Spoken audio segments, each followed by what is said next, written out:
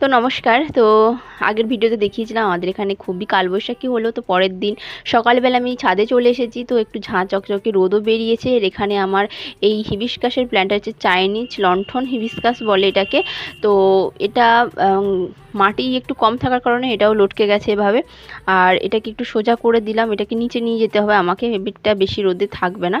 আর এটা হচ্ছে আমার সেই হার্ড প্রুনিং করে দেওয়া নাক চাঁপার গাছটা, যেটাতে এখনো ফুল আসেনি, বাট খুব সুন্দরভাবে পাতা কিন্তু বেরিয়ে গেছে, দেখতেই পাচ্ছেন। আর এখানে আমার পুদিনার গাছগুলো, যেটাকে কাটিং করে আমি বসিয়েছিলাম, আর সবে অনেক ঢ্যাঁড়সের বীজ দিয়েছিলাম, এবারে সমস্ত নষ্ট হয়ে গেছে। দুটো ঢ্যাঁড়স গাছ বেঁচে আছে, তাতেই একটা করে ঢ্যাঁড়স দেয়, এই একটা ওই একটা করে দেয়। আর এখানে এই বেগুনের গাছগুলো শীতকালে বসানো আর বেগুনের গাছগুলো, তো শীতকাল তো দিয়েছে, এখনও গ্রীষ্মকাল তো দিচ্ছে, এরপরে কেটে ফেলতে হবে, কেন অনেকবারই দিচ্ছে আর দেবে না। যেগুলো কেটে ফেলার সেগুলো আমি কেটে ফেলবো।